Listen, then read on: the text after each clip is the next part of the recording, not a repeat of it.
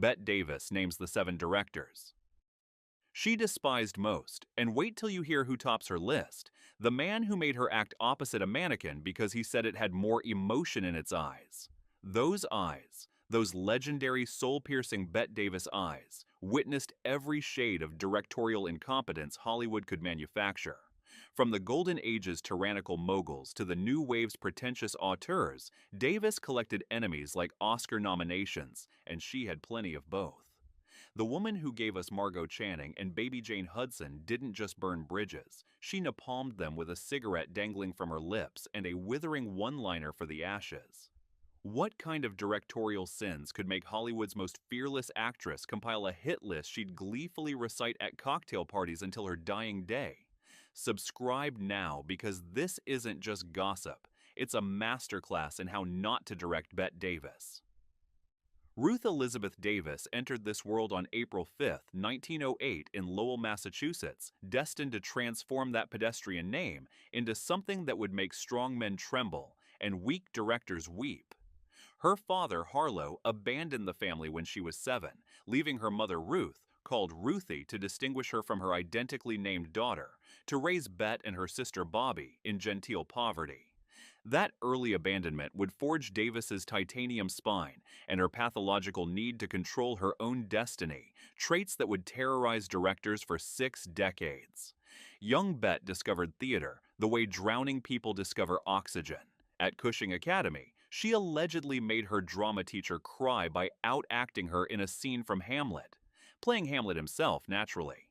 When she announced her intention to pursue acting professionally, Ruthie sold everything they owned to finance her daughter's dreams, a sacrifice Bette would repay with compound interest and fierce loyalty. The sacred bond between mother and daughter would become Davis's emotional North Star, making her particularly venomous toward anyone who questioned her professional choices, especially directors who thought they knew better. Manhattan's John Murray Anderson School of Theater represented her first taste of professional training, though Anderson himself reportedly told her she had as much sex appeal as Slim Somerville. Rather than devastate her, the insult became rocket fuel. She attacked every scene with the fervor of someone proving the world wrong, developing that clipped, precise delivery that would become her trademark. Fellow students allegedly called her the Machine for her ability to cry on cue while maintaining perfect diction. Can you imagine the determination it takes to transform rejection into reputation? Hollywood beckoned in 1930, though it initially treated her like spoiled milk. The Universal Studios talent scout who'd signed her took one look at her arrival at Union Station and reportedly told his assistant, "I've made a terrible mistake." Carl Lemmel Jr., the studio head's son, allegedly called her a little brown wren and suggested she'd be better suited for radio. They used her as a contract player in forgettable films, loaning her out like a library book nobody wanted to read. But Davis was taking notes, studying which directors helped actors shine and which ones crushed spirits for sport. Warner Brothers rescued her from Universal's indifference in 1932, though rescued might be too generous a term. They recognized her talent, but seemed determined to waste it on mediocre melodramas. Director after director tried to mold her into their vision of a leading lady, softer, sweeter, simpler. Each attempt met with spectacular failure. One early director allegedly complained that directing Davis was like trying to conduct an orchestra while the lead violin sets fire to the sheet music. The breakthrough came with 1934's Of Human Bondage, though she had to fight Jack Warner himself for the role. Playing the Cockney waitress Mildred, a thoroughly despicable character, Davis finally unleashed the full force of her talent. Critics gasped, audiences recoiled, everyone admitted they'd never seen anything like it. The performance should have earned her an Oscar nomination, but the Academy's oversight became Hollywood legend. When she won the following year for Dangerous, widely considered a consolation prize, she reportedly told the press, "I'd rather be respected than liked, and I'd rather be right than popular." The late 1930s established Davis as Warner Brothers' most valuable and most volatile asset.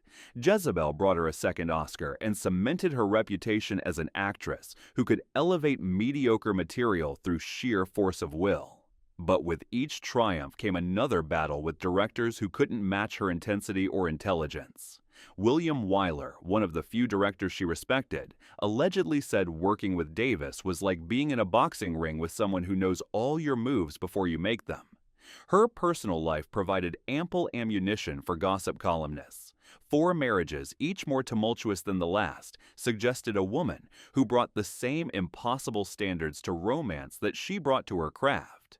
Her first husband, bandleader Ham Nelson, reportedly told friends that being married to Bette was like living with a hurricane that criticizes your evacuation plan.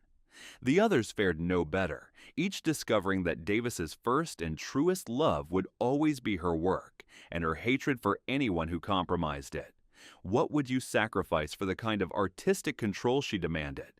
The 1940s should have been her victory lap. The Letter, The Little Foxes, now Voyager, masterpiece after masterpiece, each one a testament to what happened when Davis found directors worthy of her trust. But for every William Wyler or Edmund Goulding who earned her respect, a dozen hacks tried to diminish her power. She fought them all with tactics ranging from subtle sabotage to open warfare.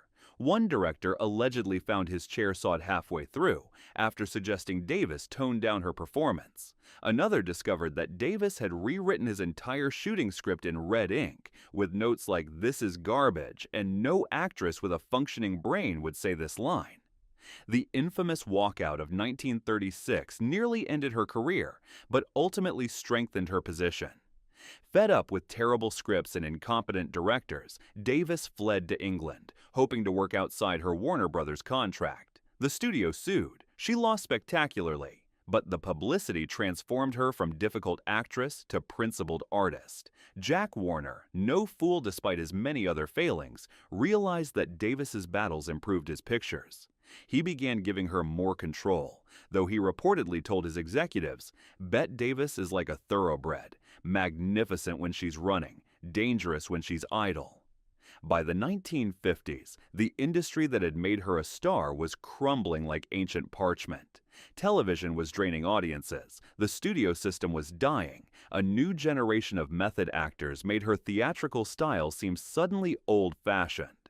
Lesser actresses might have faded gracefully. Davis responded by becoming more Bette Davis than ever before. When Hollywood wouldn't write roles worthy of her talent, she created them herself. All About Eve gave her Margot Channing, a character so perfectly matched to Davis's persona that audiences forgot they were watching a performance. But even triumph tasted bitter when served by incompetent directors. The making of Whatever Happened to Baby Jane. In 1962 proved that Davis's capacity for vendetta had only intensified with age. Her feud with co-star Joan Crawford became Hollywood legend, but less known were her battles with director Robert Aldrich, whom she allegedly called a traffic cop with delusions of artistry. She got her revenge by suggesting increasingly grotesque makeup choices, knowing Aldrich lacked the courage to refuse her. The result was cinema history, and a director who reportedly required therapy after production wrapped. Can you imagine maintaining such ferocious standards for 30 years while watching the industry lower its own? Television welcomed her in the 1970s and 80s, though welcomed might overstate the case. Younger directors, raised on film school theory rather than studio system discipline, found her presence terrifying. One allegedly quit mid-production rather than face another Davis critique. Another reportedly asked his assistant to taste his coffee before production meetings, convinced Davis was trying to poison him after he suggested she try a different line reading. She was, of course, merely serving him decaf, her way of saying he was already asleep at the wheel. Her health declined, but her venom remained potent. Strokes in 1983 and 1989 twisted her famous face but couldn't silence her voice. She continued acting, continued fighting, continued collecting the names of directors who'd failed her impossible standards. When cancer finally claimed her on October 6, 1989, in Neuilly-sur-Seine, France, Hollywood exhaled collectively.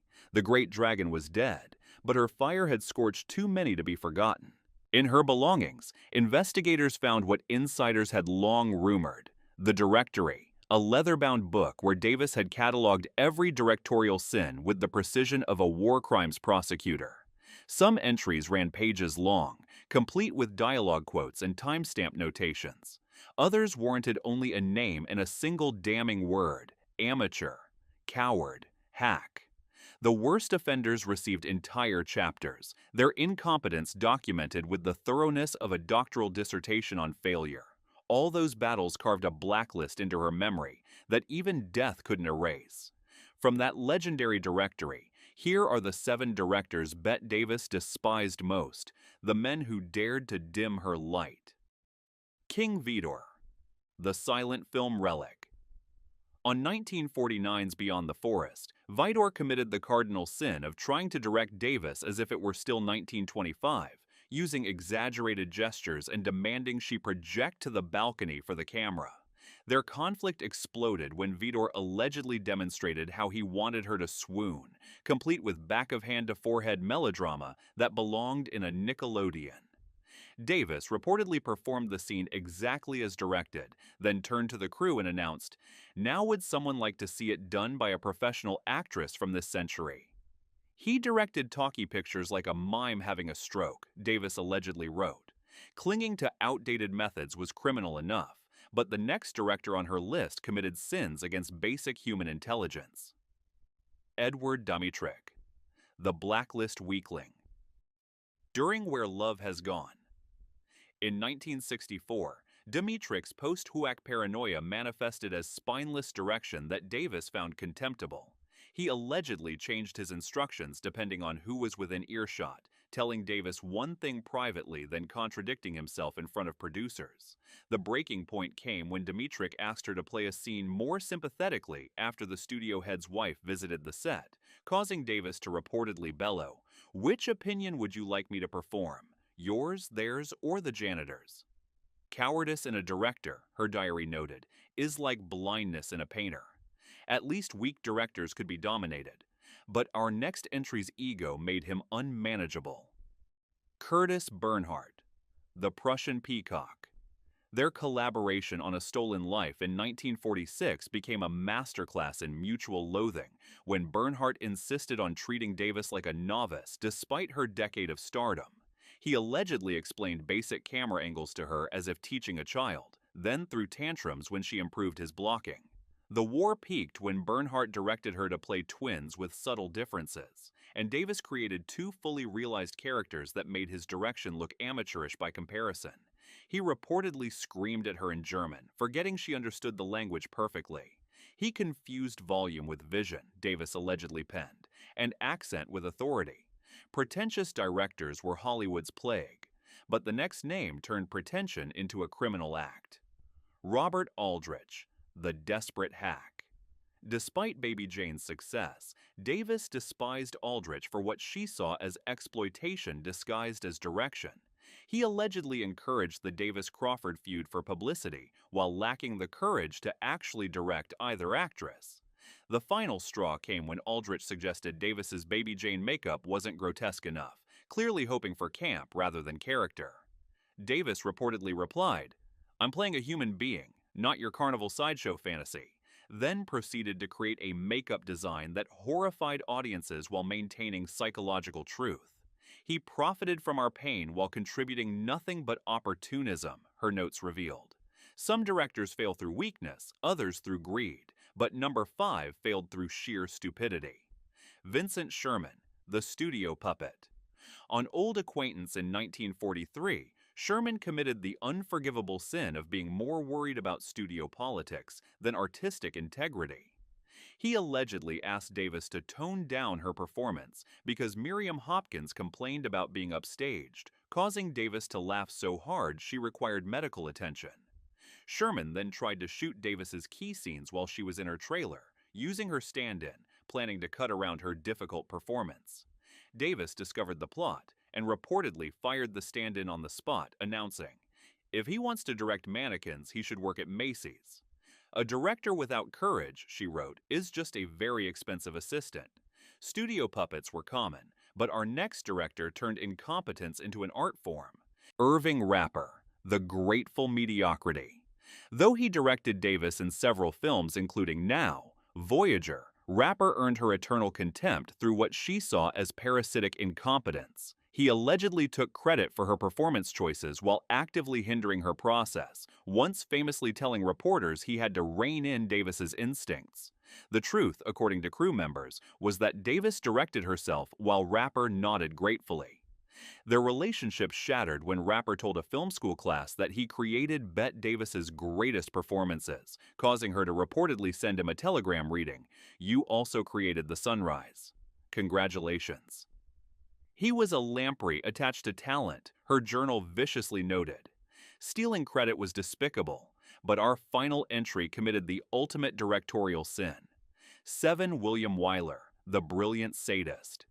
The twist that shocked Hollywood insiders: Davis despised the director who guided her to her greatest triumphs. Yes, Wyler directed her in Jezebel, The Letter, and The Little Foxes, masterpieces all.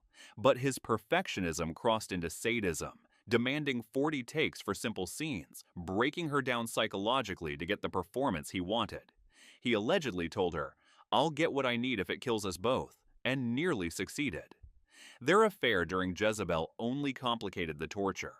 Davis reportedly said later, "He was the only director who ever made me feel like I couldn't act, which is why I'll never forgive him." "He found my weakness," her final notes revealed, "and used it like a scalpel." Sometimes the ones who push us to greatness are the ones we hate most.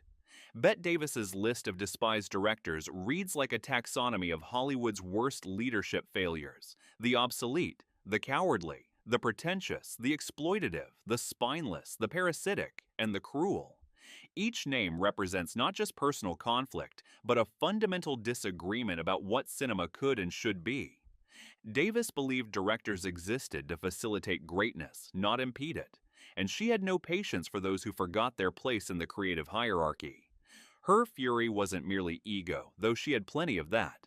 It was the rage of an artist watching mediocrity get rewarded, incompetence go unchallenged, and talent get wasted by those who lacked the vision to nurture it.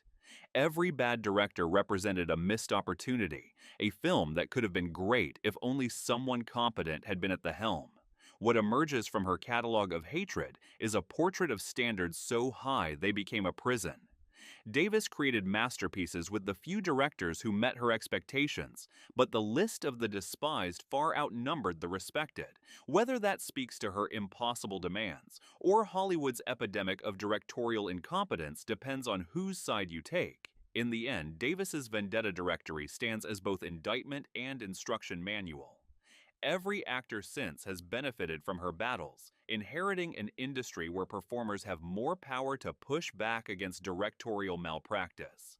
That she had to fight so hard for what now seems like basic professional respect tells us everything about old Hollywood's power dynamics and why someone needed to dynamite them. Which directors would make your list of Hollywood's worst? Drop their names in the comments below. And tell us which actor you think fought back hardest against directorial incompetence. Don't forget to subscribe and hit that notification bell, because tomorrow we're revealing Joan Crawford's secret list of co-stars she wanted murdered, and yes, Bette Davis is on it.